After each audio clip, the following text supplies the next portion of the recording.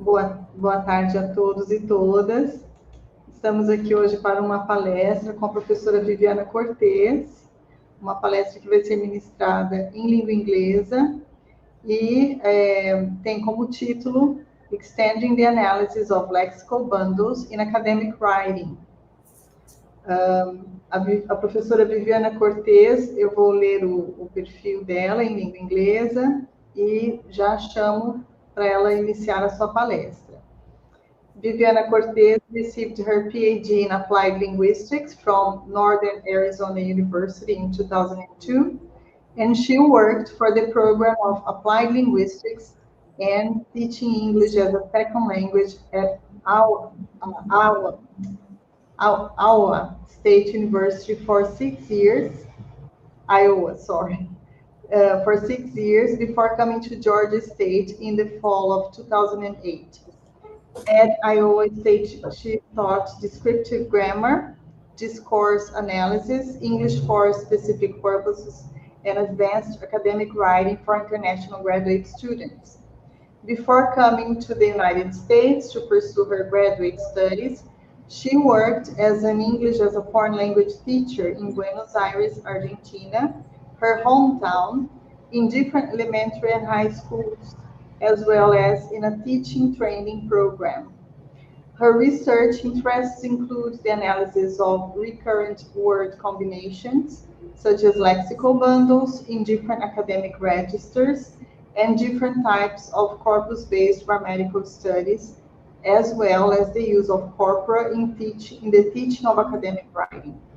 She has presented her research at numerous local conferences and in conferences and symposiums in Spain, Mexico, Argentina, and other countries. Her research articles can be found in journals such as English for Specific Purpose, Applied Linguistics, the Journal of English for Academic Purposes, Linguistics and Education, and Corpora, and in several edited books. So it's our honor, it's my pleasure to have Dr. Viviana Cortes here with us in a partnership with the Regional English Language Office, RELO, and the American Embassy. Welcome, Professor Viviana Cortes. Okay, here I am. I thank you so much for the invitation to give my talk virtually to this audience. If we can show the presentation PowerPoint, if we can share that, I would like to start.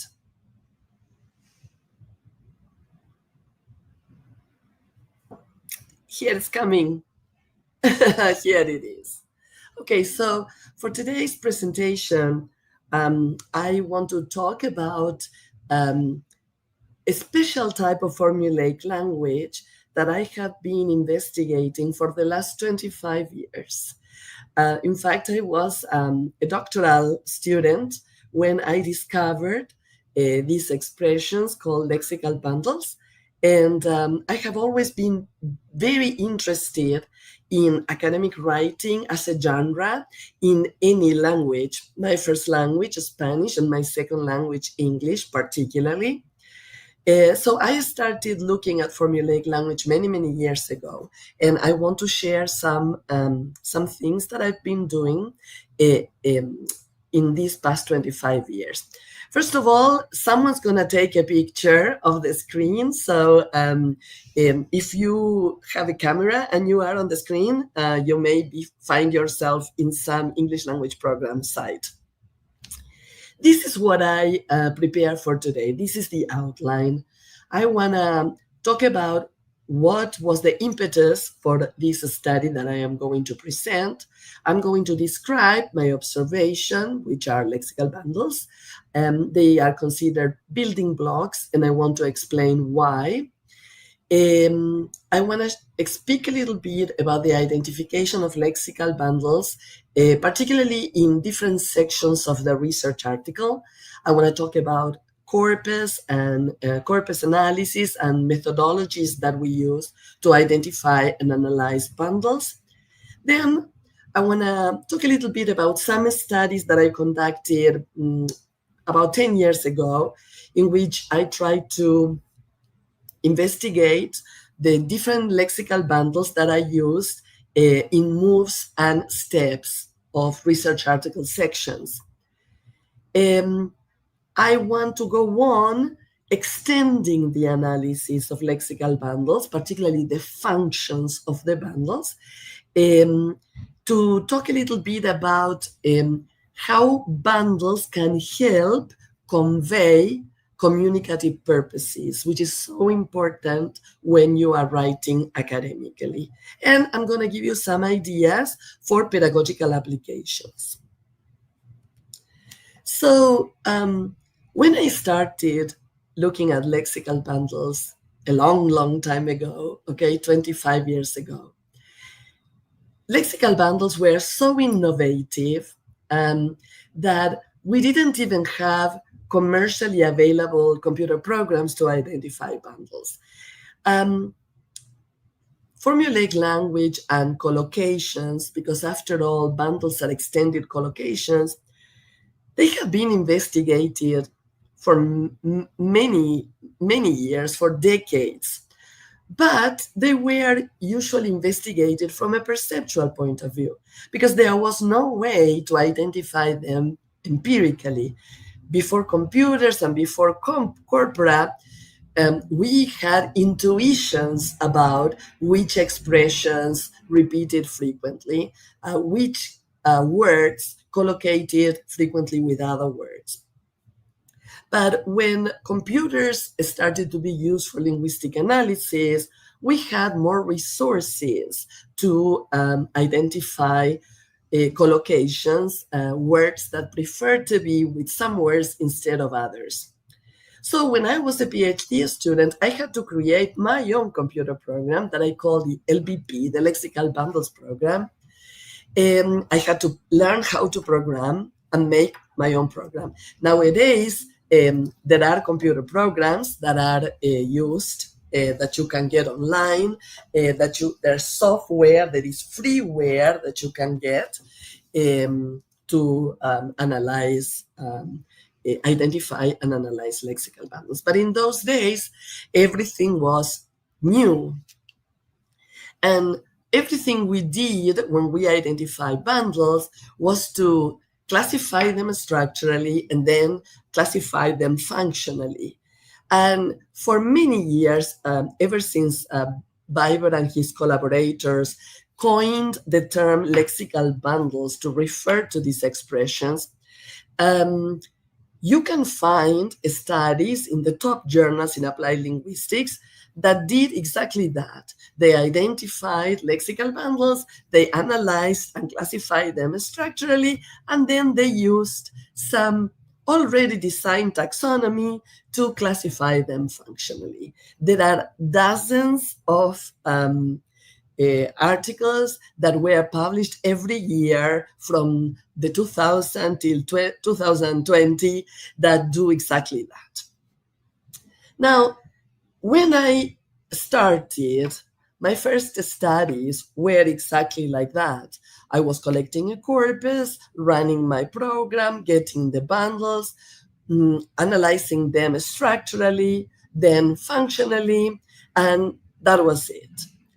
Then I realized that the functions of the bundles are not as simple as I thought at the very beginning, that these bundles are really building blocks that help the writer or the speaker, in my case, the writer, because my area of specialization is academic writing. So these bundles help the writer with their communicative purposes, their communicative intentions, how to convey a certain communicative purpose. So I realized that the more specific the type of texts you are analyzing, the more specific is the function of the bundle. And that was something that I realized was happening because I had a very large corpus of research articles, and then I decided to separate that corpus into sections. So I had a subcorpus of introductions, a subcorpus of methods, a subcorpus of results, a subcorpus of discussions.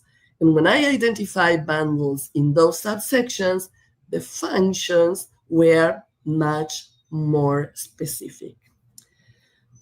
I have a lot of lists of bundles, many, because I'm having a program that identifies the bundles, that is very reliable, and having discovered this corpus-driven approach to identify bundles was a very powerful tool.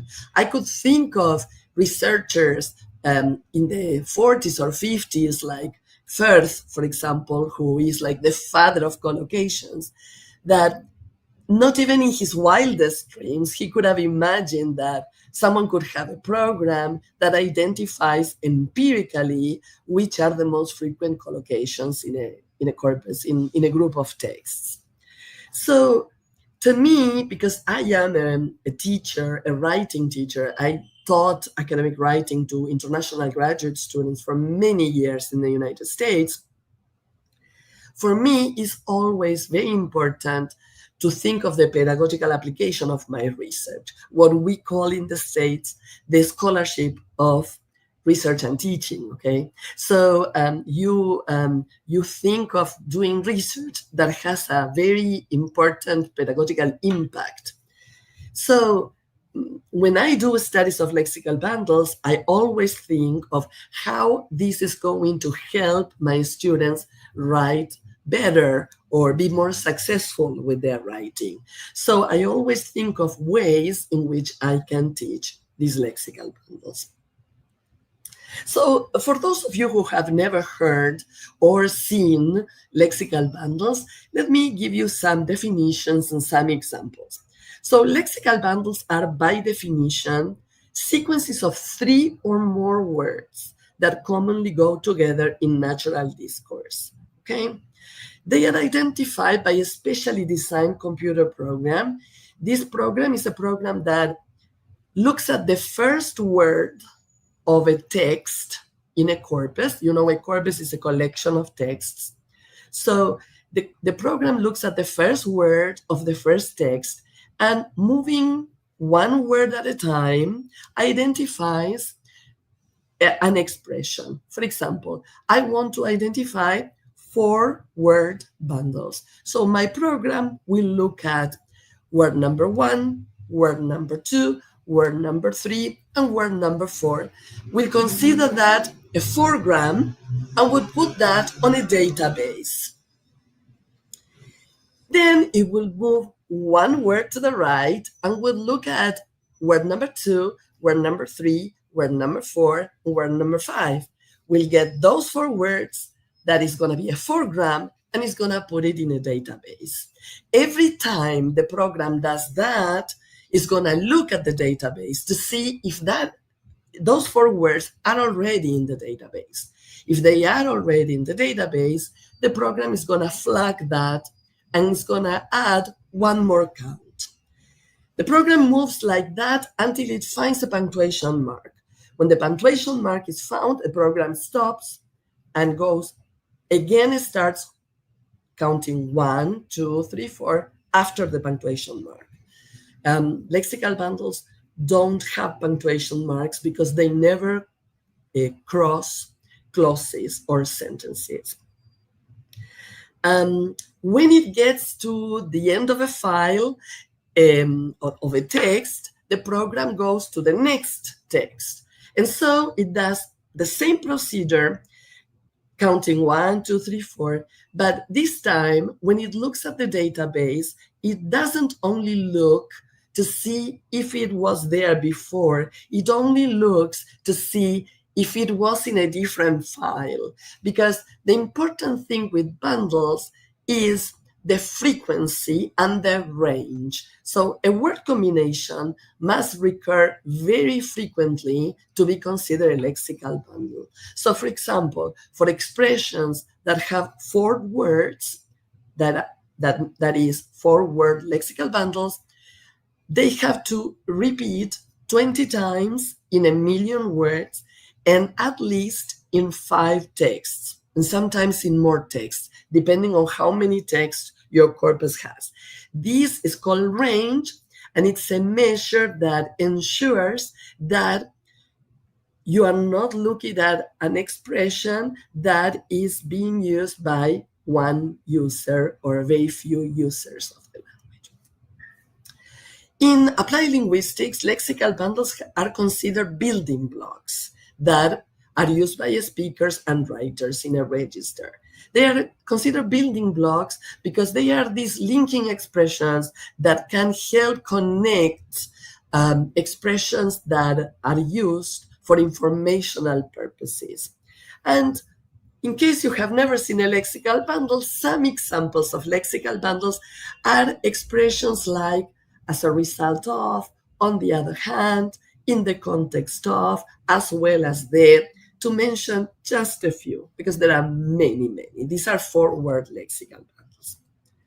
Now, one thing that you need to consider is that lexical bundles are not complete units, okay? Most lexical bundles are made up of fragments of expressions.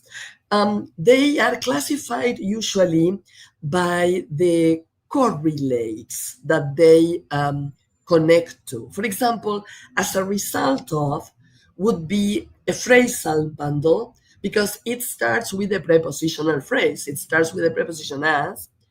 And so you say that this is a prepositional bundle, but it is made up of a prepositional phrase that is complete as a result, but it has the fragment of another prepositional phrase embedded. That would be the preposition that starts with of.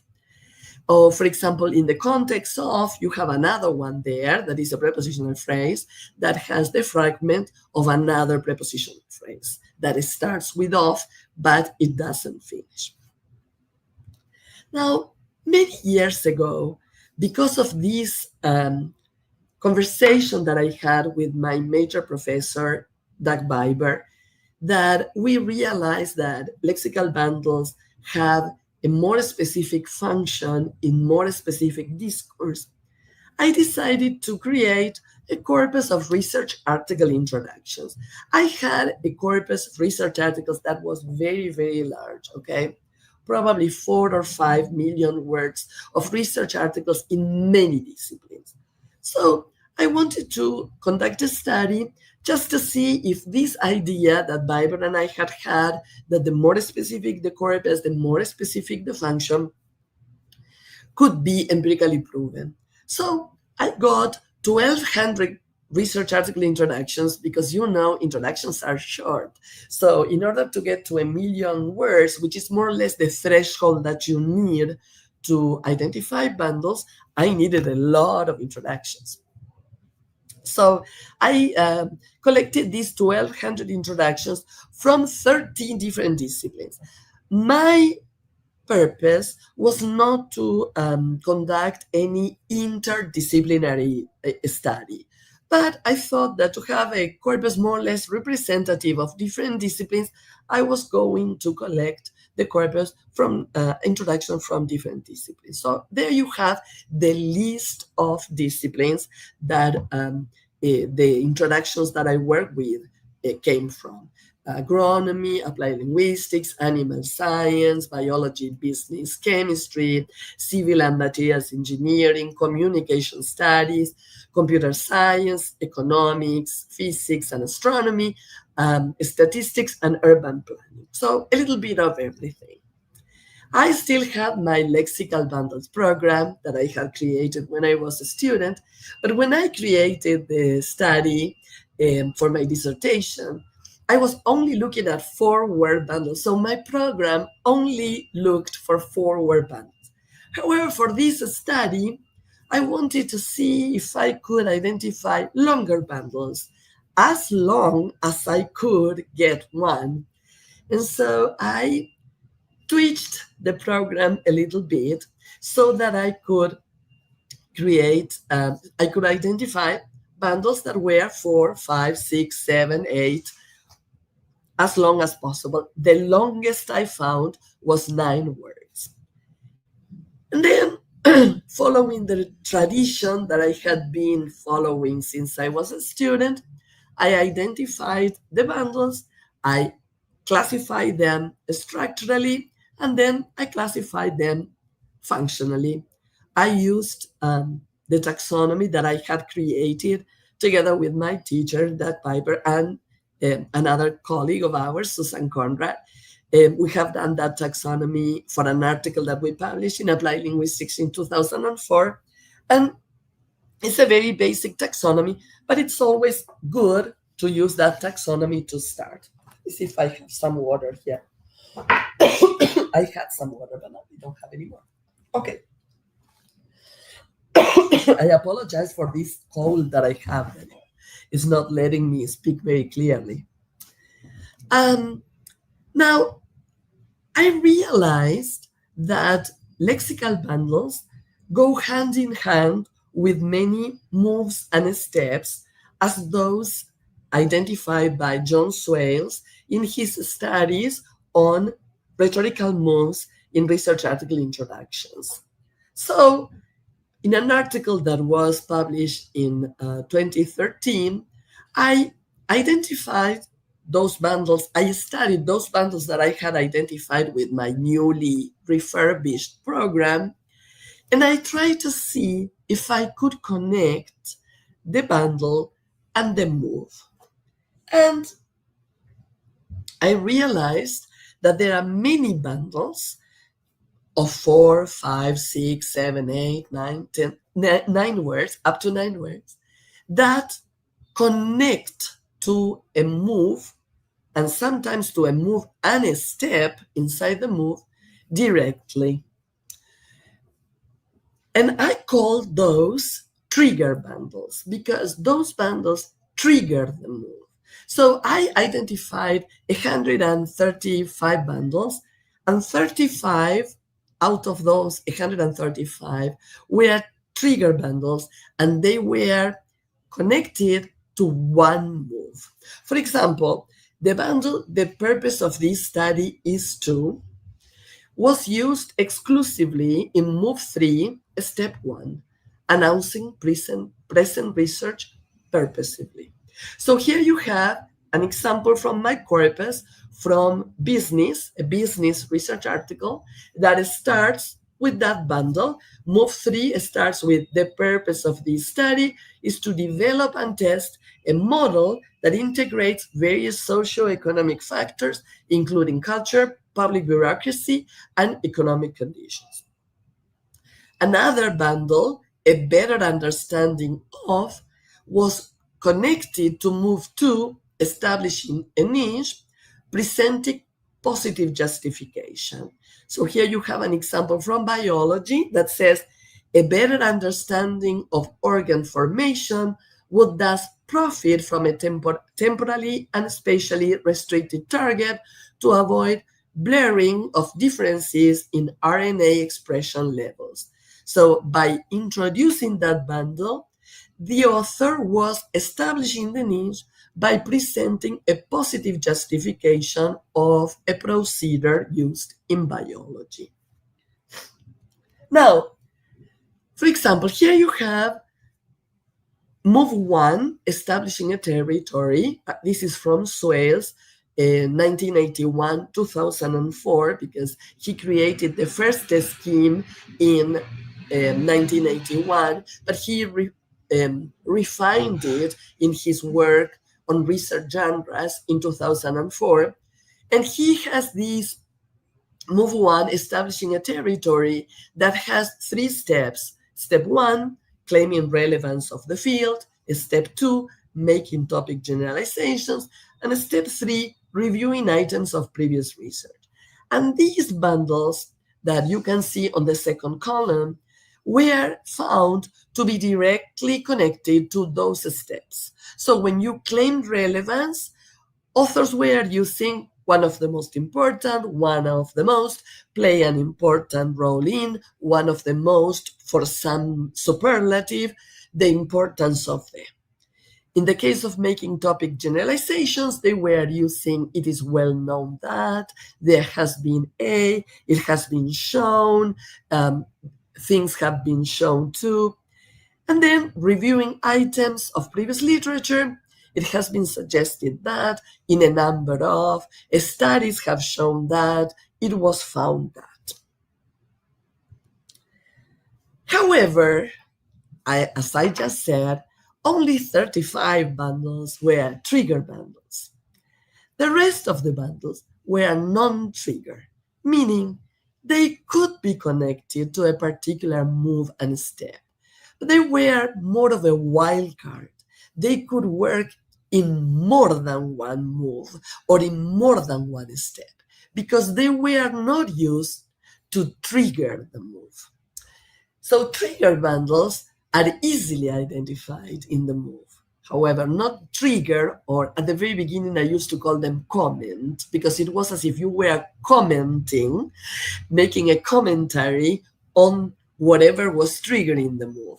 So these non-trigger bundles were related to particular moves, but it was more difficult to know when to use them. For example, look at this. This is an example from business. And as you can see, the first bundle, little is known about, is showing the gap, okay? The problem is little is known about the behavior of accrual in the absence of bias. But in the absence of, it's also a bundle, but it's used across more than one move. And it's not directly triggering the move. So the idea is, when you teach lexical bundles, if you are teaching a move and a step scheme to your students, it's very easy to teach the bundles that trigger the move. But what do you do with the bundles that don't trigger the moves? Because those ones are more difficult to identify, and the function is more difficult to define. So the idea is, you have to explore the co-text of the bundle and the context of the bundle. So for this, I decided to create a study in which I was going to look at a group of selected bundles at random, okay, randomly selected. But they were all non-trigger bundles. I used all the 5-word bundles that I identified in the introductions, that were 9 expressions, and I chose 22 4-word bundles because they were extremely frequent. They repeated 40 times or more in my corpus that had 1 million words. So first, I studied the co-text, meaning the context before and after, but looking at the structure to see what type of structures the bundle was linking. After that, I did 2 semantic analyses. The first one is a semantic prosodies, and the other one was the semantic preference analysis. And for that, you have to look at the left co-text and the right co-text in separate sessions. And I'm going to explain to you why. I had a group of PhD students. This was a couple of years ago. These students are all professors at universities now. And some of them work at Duolingo. So they work in the industry. And we did a group of rating and the analysts so that we could have some inter-rater reliability. They were called the Bundles and Beers Society because these 4 students would get together, discuss bundles, and drink beer. I don't drink alcohol, so I would go and drink a Diet Coke. But they would drink beers and they would talk about bundles. Well, we met at school, of course, without beers, a couple of times, and we did a pilot analysis to see how reliable our analysis was compared. how we correlated. And for the grammatical analysis, the correlation was very high. It was 0.94, which is something that is not very surprising because out of those, the 5 people, 3 people had studied grammar together. So they had the same meta language. And then for semantic prosodies, we did 50% of the occurrences of the bundles, and we had an inter-rater reliability of 0.8, 80%, which for semantic analysis is pretty high too. Okay, so this is what we did. We looked at the bundle and we looked at the language that was to the left of the bundle and then to the language that was to the right of the bundle. And of course, depending on the structure of the bundle, it was going to be accompanied by different type of structures. So noun phrases with phrasal modification, transitive verb phrases, punctuation, because some bundles start the sentence so they can or the clause, so they can come after a period, or they can come after a comma, or they can come after a colon. Also some noun phrases with clausal modifications, so complex noun phrases, and many passive constructions. To the right of the bundle, there were many noun phrases with phrasal modification, active, transitive verb phrases, noun phrases with clausal post-modification, whole clauses, and coordinated noun phrases. But as you can see, they are listed in frequency order. Well, let me give you one example. So we have the bundle is based on the, okay? This is a clausal bundle. It is a bundle that has a verb phrase, which is a passive verb phrase. But if we look at the code text before and after the bundle, we are going to see that there is a tendency. For the left code text, you have simple noun phrases, mostly. The second technique, this awareness, this technique, the argument, this study. So just the determiner and the noun, sometimes with an adjective, but not more than that. On the right code text, you have a few simple noun phrases, but mostly complex noun phrases that had mostly noun complement clauses. So you have something that knowledge that AAA is a legitimate dialect with roots that can be traced back to African languages. That is a noun complement clause that is complementing the noun knowledge. So this is a complex noun phrase. Or the technique is based on the fact that the time period of the analysis is crucial. So this is also a noun complement clause. So this is a tendency, as you can see. You have the lexical bundle is based on that is going to have a left code text with a simple noun phrase and a right code text with a complex noun phrase that has a noun, which is a shell noun most of the time, followed, complemented by a noun complement clause. This is something that I would have never realized if I hadn't done this study, because we have just looked at the bundle with the function, but we hadn't looked at the structures around. This adds a lot of information for me to share with my students when I teach academic writing, because I can now tell them the simple function of the bundle, but I can also tell them what is the tendency of the structures that function around the bundle. Now, semantic prosodies, the identification of semantic prosodies is a procedure that has been done to analyze lexical items. So nobody had used semantic prosodies or preferences for lexical bundles until probably 2011 or 2013, that I did a study with one of my PhD students, Jack Hardy.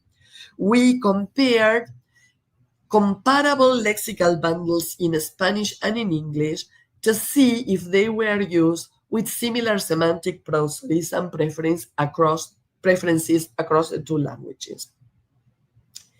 So, a semantic prosody is the way in which the speaker or the writer express some evaluation, some sort of evaluation. So, it is considered negative or positive, but because my corpus is a corpus of research articles, in fact, research article introductions, I try to put a neutral prosody too, because sometimes, in fact, in academic writing and in research articles, there is a lot of neutral information. The idea is when you read the left context or the right context, there's going to be some word that is going to tell you whether that discourse is positive or negative. But in academic writing, many times you have words that don't provide that prosody, that they don't tell you if they are positive or negative. Left and right prosodies have to be analyzed separately because you have to try to avoid bias. When you read the left and it's positive, that makes you tend to think that the right one is going to be positive too. So I separated the examples with the left prosodies and the right prosodies, and I analyzed them like that. So let me give you some examples. Here you have the left co-text of some bundles. The first bundle is the performance of the, and you have, for example, little attention has been paid. So this thing of little attention is giving like a negative evaluation. You can have a positive prosody. For example, here you have the bundle in the presence of, and the left co-text says the success of the resistant trait depends primarily on the balance between its selective advantage. So you have the word success, resistance, primarily, balance, and advantage that give you the feeling of a positive evaluation. And finally, you have the bundle in the context of the, and the left co-text is neutral because here it says empirical research of form-focused instruction has been conducted. There is no adjective or not positive or negative noun. It's just a fact. So by default, most of the prosodies were neutral. 70% both left or right. However, some bundles show tendencies for positive plus neutral or negative plus neutral combinations, okay? This is always a first step that has to be accompanied by the semantic preference of the bundle. And we are going to get there in a little bit. Let me show you some examples of prosodies left and right for you to have a better idea. For example, the first bundle is as a result of. And in the first example, you have positive prosody. We show that our approach results in an increased specificity of predicted transcription factor binding sites as a result of a significant reduction of noise. So both are positive. In the next one, you have a negative. Further evidence came from patients who had suffered damage to Broca area in the brain as a result of a stroke, an accident, or surgery. So those prosodies are negative. Remember that we did this with an inter-rater reliability, so we know that we all more or less agreed on the prosodies. The second example, the second group of examples is for the bundle as well as the. And here you have neutral positive. Mertens et al. Used a simulation model to show that the sequence of crops as well as the number of different crops can have an important influence on wheat populations. So there you have the important influence that is making it positive. And then you have this one that is neutral, neutral. This instrumental measures, this instrument measures the solar system irradiance as well as the spectral solar irradiance. That means it's just describing those procedures. Now, as I said, the semantic prosody is the first step. Then you have to go onto the semantic preference. I need to blow my nose. So, semantic preference is understood as the semantic field a word collocates predominantly belong to. So, looking at the collocations that accompany the bundle, you can determine the semantic domain of those collocates. So, it refers to a semantic field that is accomplished by the collocational environment of the bundle. This procedure has been done for lexical items, single words, but we extended it to the analysis of lexical bundles. So when we did the study with the rating group, everybody came up with a name for the domain, and then we negotiated one name among the five of us, because sometimes we were all meaning the same, but we were using different labels. So let me give you some examples. For example, you have the bundle at the end of the, and in research article introductions, at the end of the is used on the left to highlight the results of a study or to provide further argumentation. And on the right, you are talking about discourse or some sort of document. So look at these examples. They are all from the corpus. The conclusion for better management strategies will be highlighting at the end of the paper. Such enhancements will be discussed further at the end of the paper. Finally, the proposed techniques are presented analytically through a case study application at the end of the paper. So you can very well use all this information when teaching how to write research article introductions. Let me give you another example with the bundle has been shown to. Usually on the left, the writers are referring to an experiment or they are describing a variable. And on the right, they are indicating significance or influence. Look at these examples. The use of program schemata has been shown to be effective for the optimization of logic programs. Or relaxation training also has been shown to improve memory functioning in the elderly. Or leptin administration has been shown to reduce the fat mass in rodents. So you have these very set uses for these expressions. You are talking about an experiment or certain variable, and you are highlighting, indicating some influence or significance in its use.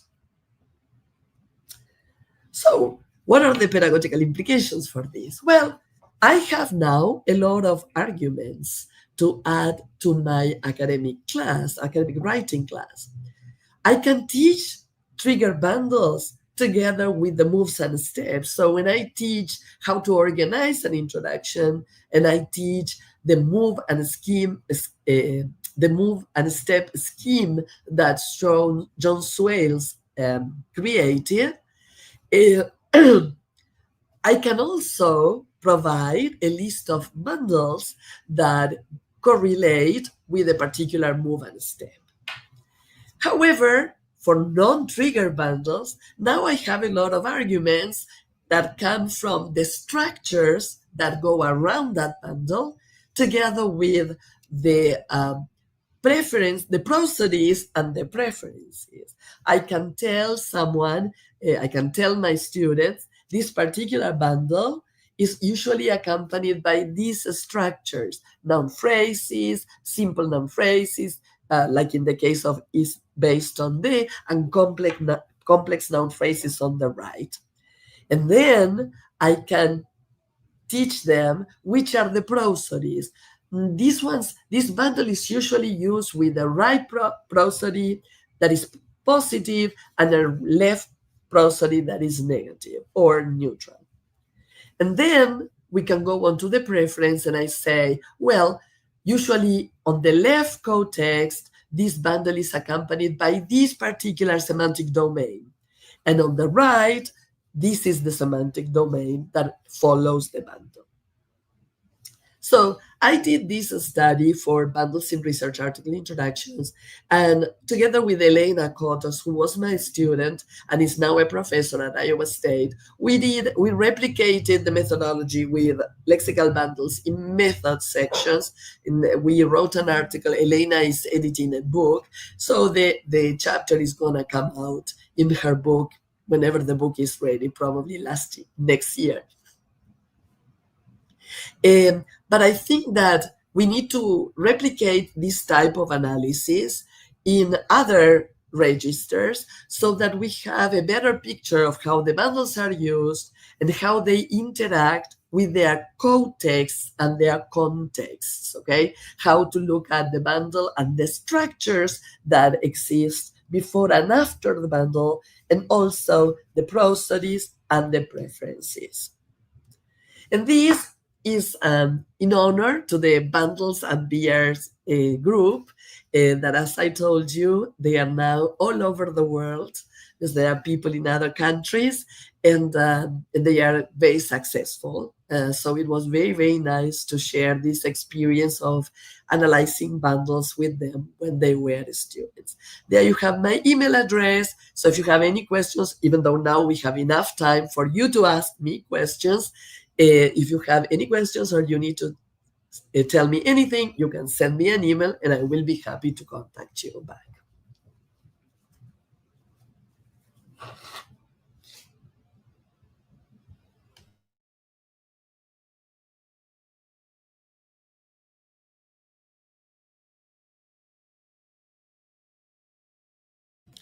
Does anybody have a question? I don't know if anybody is going to moderate questions. I think I have. No.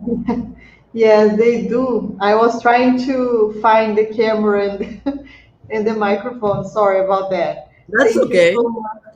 Thank you so much, Vivian. It was really interesting, and I wish we had this lecture 2 years ago because we worked a lot with lexical bundles with one of the students here, and he would have enjoyed very much being able to discuss that with you and know all the steps that you followed in order to identify them, because they are kind of hidden, as you say. They are building blocks, but we don't pay much attention, right, when we are writing research Because papers. they are so simple. I mean, they are not idiomatic. They are very transparent. So people don't pay attention to them because they are very frequent expressions and everybody uses them.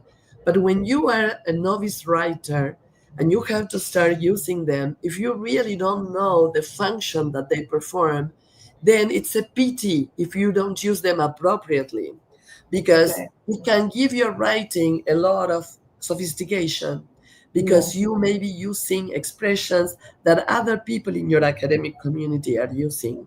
And so it gives you some idea of belonging Mm-hmm. for an Yeah. academic community. Yeah.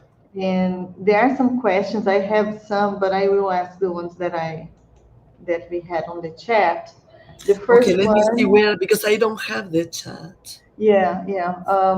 I don't know if you can see because it's on the YouTube, but I don't I will think so. read them for you. If you read me the questions, I'll be happy to answer. Okay, okay. So the first one is by Carolina Carvalho, and she says that when you introduce the concept of lexical bundles to your students, do they usually recognize or relate to these expressions in their own first language, for example, Portuguese in Brazil? And do you think Um, that raising awareness of lexical bundles in the modern tongue could make it easier or more natural for learners to understand and apply them in a foreign language, such as English for academic purposes? Well, this is a very, very interesting question because don't forget that I teach academic writing in the United States, meaning my students come from many different languages. Probably I have 20 students in a class, and not two students have the same first language. I may have a person that speaks Spanish sitting next to a person that speaks Arabic, sitting next to a person that speaks Korean as the first language. So there's absolutely no way I can teach lexical bundles in their first languages. Okay, so it's like, particularly because I have done studies of lexical bundles in Spanish and in Portuguese, and the expressions are very different in their languages, in other languages. For example, I'm going to give you one example of Spanish, which and Portuguese, sorry, Spanish and English, that I'm sure that in Portuguese is more or less the same. Spanish doesn't have pre-modification of the noun by another noun. So then in Spanish, everything is post-modification of the noun with prepositional phrases. So an expression that would be two nouns in English, two words, in Spanish would be 4 or 5 words because you need to post-modify the noun. So you can say labor rights, and in Spanish it would be los derechos de los trabajadores. So you would have 5 words. The idea is when you identify bundles in Spanish, you will have many more expressions than in English. Then maybe they have some similarities because if you are comparing the same registers, I did a study many years ago in which I looked at lexical bundles in American English from American history and Argentinian Spanish from Argentinian history. And the expressions were, many of them were very similar in function, but structurally they were very different because the languages are different. So, first of all, when I teach academic writing, I don't speak about lexical bundles. I just show the expressions and the function, but I don't give meta language because my students come from physics and astronomy, engineering, veterinary. And so they don't care what you call those expressions. What they care is what's the function those expressions are performing that can help them communicate a particular intention. Yeah. So I try not to fill them up with meta language Mhm. because probably they are not going to remember that that is called a lexical bundle. But if I show them a list of expressions that are used for a particular function, they may be able to remember that. I see. So I usually teach a class that is genre based, in which I teach them the different communicative functions of the introduction or the methodology. And something that I do first is I try to have them identify the communicative functions when they read papers in their discipline. Because I think that there is always a very big lack of connection between reading and writing that should be together all the time. Because if you can identify functions and exponents in the reading that you do, then you can use that as models when you write. But I wouldn't be able to teach the lexical bundle in the first language of my students because, as I said before, my students speak languages that I have absolutely no idea what a bundle is. I did a study of lexical bundles in Mandarin Chinese with a student of mine many years ago, and we gave up halfway because it was like something so complicated. We had a corpus that was tagged for words because you know that in Chinese, Mandarin Chinese, you don't have words, you have signs. And so it was very difficult to know what a lexical bundle was in Chinese. So I'd rather go on with my language, the languages that I know, and I can do Spanish, Portuguese, probably Italian, but then that's it. And I think it's a great question. I understand that if you are teaching academic writing in Brazil, where most of your students speak Brazilian Portuguese, you are going to be able to draw some comparisons. the same as if I were teaching in Argentina. But unfortunately, I don't have that experience. I don't have the experience. And then going a little bit further than like moving from working with future researchers or researchers when they are writing their own papers, but have you had any experience in helping future teachers or English instructors on how to teach lexical bundles? Because we have this course here, we have a teacher training course, and we would like to make them aware of like tools or ways that they can use in order to prepare their classes and teach lexical bundles. Um, I teach prospective teachers because our master students, most of them are going to be teachers of English as a foreign language or as a second language, depending. But the bundle, that this is something that is very important. The bundle is bound to the register. So it will all depend on what your students are going to teach. If they are going to teach academic registers, well, the idea is they're going to have to try to find a group of expressions that are very frequent in that particular register that they are going to teach.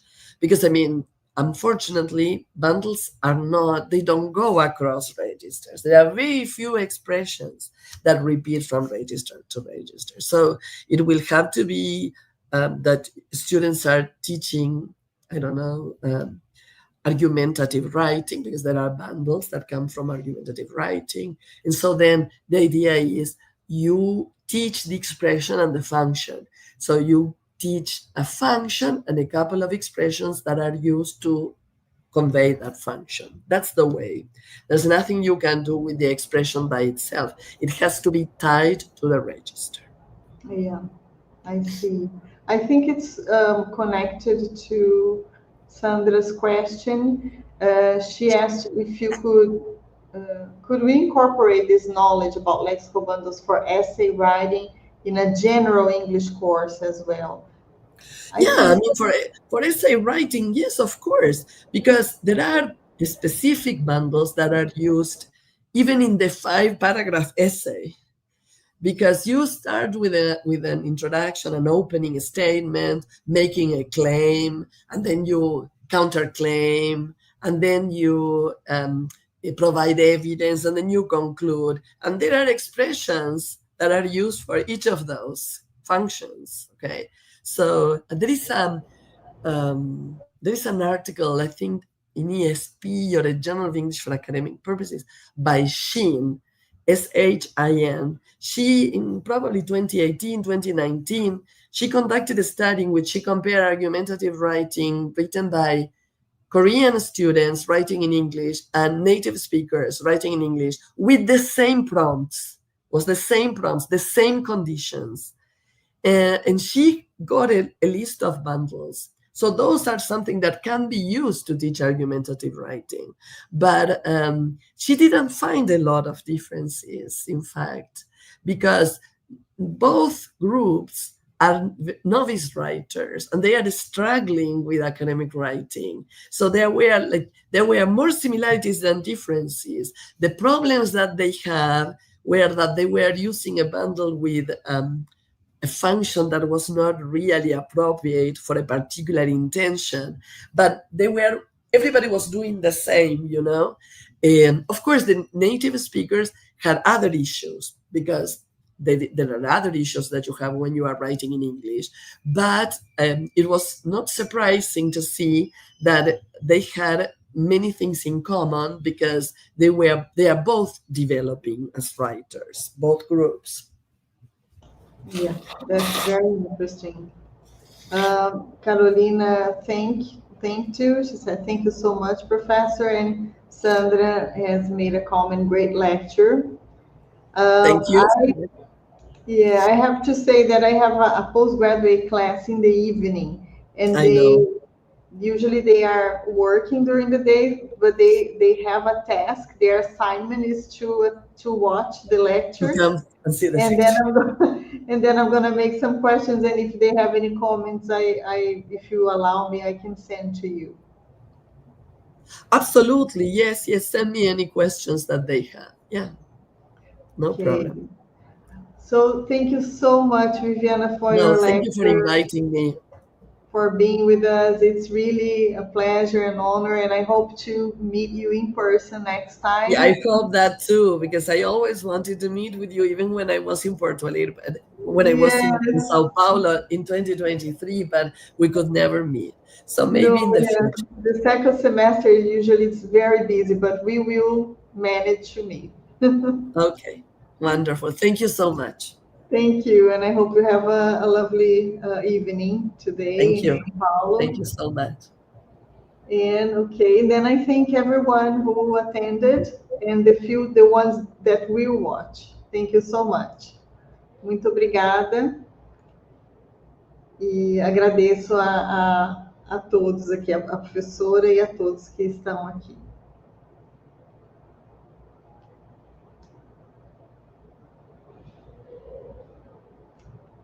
Muito obrigada. Boa tarde.